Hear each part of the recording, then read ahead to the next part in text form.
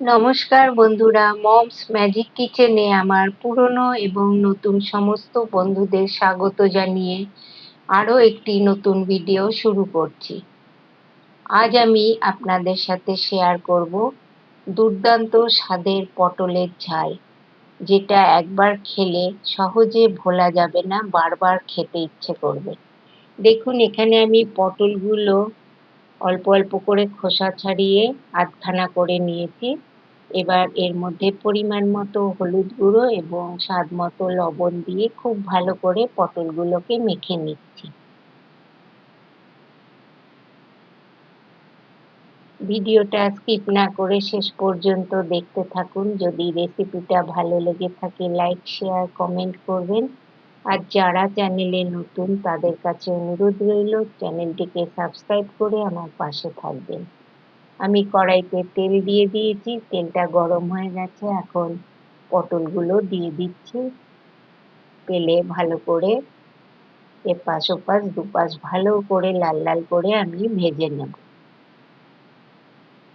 এইভাবে পটলের রেসিপি কারা কারা খেয়েছেন কমেন্ট করে জানাবেন। আর যারা কখনো এই পদ্ধতিতে এই রেসিপিটা করেননি তারা অবশ্যই একবার বাড়িতে ট্রাই করবেন। অসম্ভব স্বাদ হয়, ভীষণ ভালো খেতে হয়।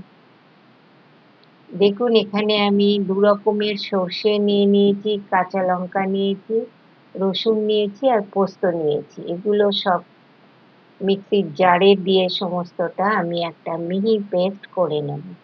কথা বলতে বলতে পটলগুলো ভাজা হয়ে গেছে। ভাজা পটলগুলো আমি একটা পাত্রে তুলে নিচ্ছি। এবার পরের ব্যাচের পটলগুলো আবারও কড়াইতে দিয়ে দেব ভেজে নেবার জন্য।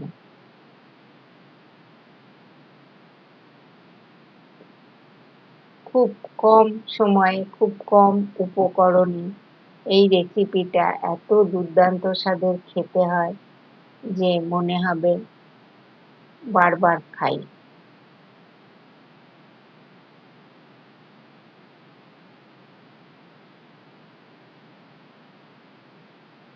আবার এই ব্যাচের পটলগুলো ভাজা হয়ে গেছে, তুলে নিচ্ছি।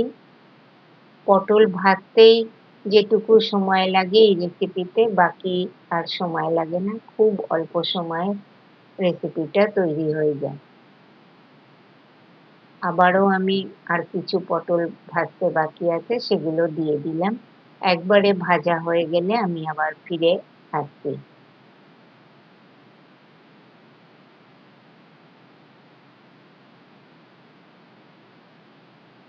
দেখুন, সমস্ত পটলগুলো ভাজা হয়ে গেছে।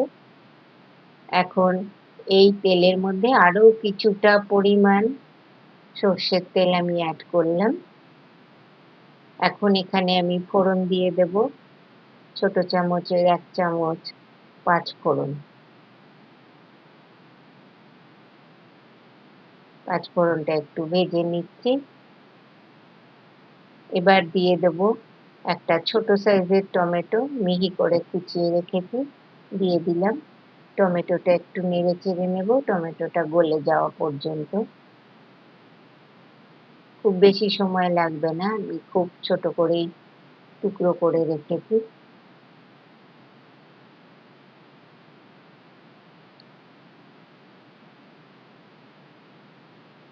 দেখুন, টমেটোগুলো খুন্তি দিয়ে আমি নেড়ে নিচ্ছি। টমেটো খুব তাড়াতাড়ি গলেও গেছে। এখন এখানে আমি অ্যাড করব সর্ষে, পোস্ত, লঙ্কা সব একসঙ্গে বেটে রাখা সেই মশলাটা দিয়ে দিচ্ছি।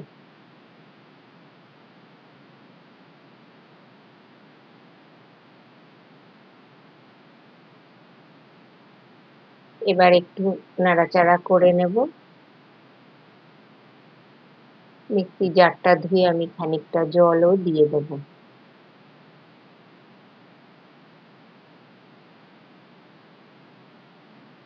এখানে অ্যাড করব পরিমাণ মতো হলুদ গুঁড়ো আর স্বাদ মতো লবণ।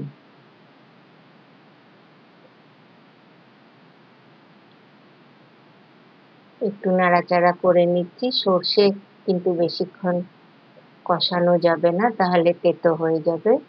আমি অল্প সময়ের জন্য একটু নাড়াচাড়া করে নেব। মিক্সি জারটা ধুয়ে একটু জলও দিয়ে দিলাম।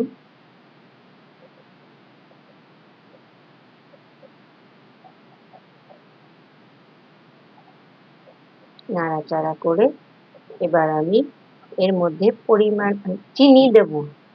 1/2 চামচ আমি চিনি দেব। চিনিটা আগেই দিয়ে দিচ্ছি। এখানে যা বলে রাখছি, যারা চিনি পছন্দ করেন না তারা এই জায়গাটা স্কিপ করবেন। আর আরেকটি কথা বলছি, যারা চাইছেন তারা এখানে কিন্তু গুঁড়ো লঙ্কা অ্যাড করতে পারেন। ঝালটা আপনারা আপনাদের পছন্দ মতন দেবেন। আমি আর গুঁড়ো লঙ্কা অ্যাড করব না। একটু নাড়াচাড়া হয়ে গেলে এবার আমি খুবই সামান্য পরিমাণে একটু জল দিয়ে দেব।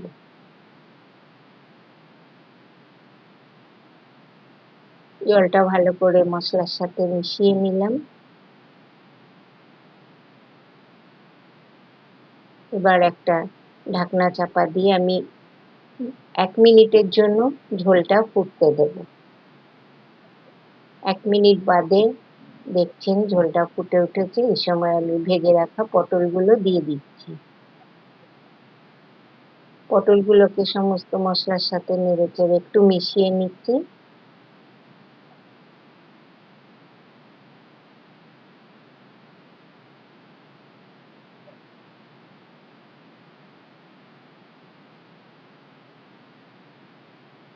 দেখুন কিছুক্ষণ বাদে দেখাচ্ছি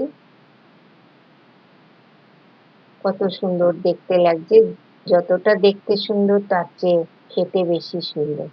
এখন আমি 2টো কাঁচা লঙ্কা দিয়ে ঢাকনা দিয়ে দেব। কাঁচা লঙ্কার ফ্লেভারটা এতে সমস্ত সবজির মধ্যে খুব সুন্দরভাবে একটা ফ্লেভার আসবে লঙ্কার। দেখুন ফাইনাল লুক দেখাচ্ছি। এইভাবে আপনারা বাড়িতে একবার করে অবশ্যই দেখবেন। আশা করছি আপনাদেরও পছন্দ হবে। আজ তাহলে এখানেই শেষ করছি। আবার পরবর্তী কোনো নতুন রেসিপির সঙ্গে আপনাদের সঙ্গে দেখা হচ্ছে। ততক্ষণ পর্যন্ত আপনারা সুস্থ থাকবেন, ভালো থাকবেন এবং আমার চ্যানেলটিকে সাবস্ক্রাইব করে আমার পাশে থাকবেন।